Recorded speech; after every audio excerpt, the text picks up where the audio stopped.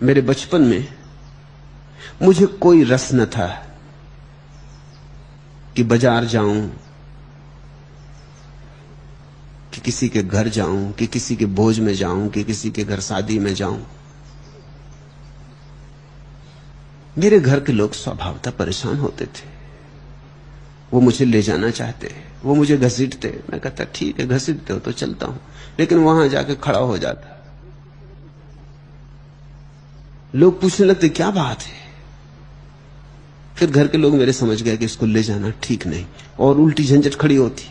ये वहां खड़ा हो जाता है या बैठ जाता है तो लोग पूछने लगते हैं इसको क्या हो गया, क्या गड़बड़ है।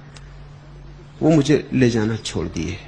पहले मुझे बेचते थे इसी ख्याल से, दयावश, कि बाजार जाए, कुछ सब्जी खरीद लाए, कुछ सामान चाहिए तो ले आए, नहीं तो ये जिंदगी सीखेगा कब और कैसे। मेरी मुसीबत थी कि मैं अगर बाजार जाऊं और उन्होंने कहा मुझसे कि जाओ अजवाइन खरीद लाना, तो मुझे अजवाइन भूल जाए। भेजा अजवाइन खरीदने, खरीद के ले आऊं इलायची, तो उन्होंने सिर ठोंक लें कि ठीक। याद करते हुए जाऊं रास्ते भर के अजवाइन अजवाइन अजवाइन। अब कोई आदमी रास्ते मिल गया, उन्होंने कहा कहां जा रहा है, उतने में वो अजवाइन गड़बड़ हो जाए। फिर घर लौट के आना पड़े।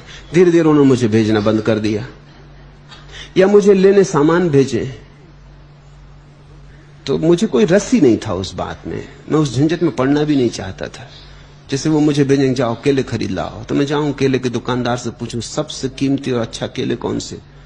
अब वो दुकानदार सब जानते थे मुझे कि वो रद्दी से रद्दी सड़े गले केले मुझे पकड़ाने कि ये सबसे ज्यादा कीमती। मैं कहूं बस ठीक। मैं एक दफा केले खरीद के घर लाया। मेरी बुआ ने मुझे भेजा था कि केले खरीद लाओ, तो केले खरीद लाया। उससे मैंने पूछा कि सबसे अच्छे जो हों और सबसे ज्यादा दाम वाले, तो उसने बिल्कुल सड़े गले केले और सबसे ज्यादा दाम वाले दे दिए। मैं घर लाया तो मेरी बुआ ने सिर पे हाथ मार लिया और कहा कि इनको जाके पड़ोस में एक भिखारन है, उसको दे आओ। ठीक है, तो मैं गया भिखारन को। भिखारन ने मुझसे बोली फेंक दो कूड़े में,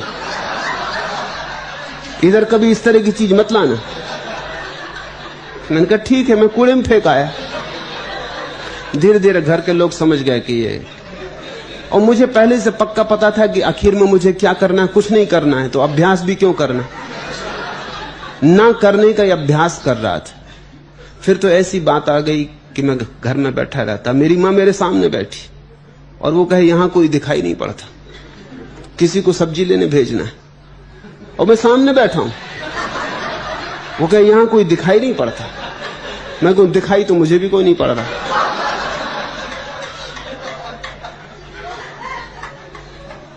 घर में कुत्ता घुस जाए, मैं बैठा हूं, और मेरी मां कहे कि घर में कोई है ही नहीं, वो कुत्ता घुस गया, और मैं सामने बैठा हूं। धीरे धीरे लोग स्वीकार कर लिए। क्या करेंगे, एक सीमा होती। थोड़े दिन तक खींचातानी की, इधर ले गए उधर ले गए, भेजा। एक सीमा होती है। तुम संन्यास्त हो गए, अब तुम अपने भाव में रमो। लोग ऐसा कहेंगे वैसा कहेंगे, यहां खींचेंगे वहां खींचेंगे, कोई झगड़ा झांसा भी मत खड़ा करना, और उन्हें समझाने की कोई चेष्टा भी मत करना। तुम्हारे समझाने से वो समझेंगे भी नहीं। जो तुम्हारे भीतर हुआ है तुम उस रस में डूबो, तुम अपनी मस्ती में मस्त रहो। जल्दी ही तुम पाओगे कि जो व्यंग कसते थे वो तुम में उत्सुक होने लगे, जो कल हंसते थे वो भी तुम्हारे पास आके बैठने लगे, जो कल कहते थे तुम्हारा दिमाग खराब हो गया वो भी तुमसे सलाह लेने लगेंगे। वो कहेंगे कि तुम बड़े शांत हो गए, कैसे हुए, क्या हुआ। पुरानी तरह की चिंताएं तुम्हारे चेहरे पर नहीं दिखाई पड़ती, आंखों में बड़ी शांति की झलक आ गई, एक प्रसाद पैदा हुआ। क्या हुआ, लेकिन तुम समझाने की कोशिश मत करना, तुम अपनी मस्ती में जियो।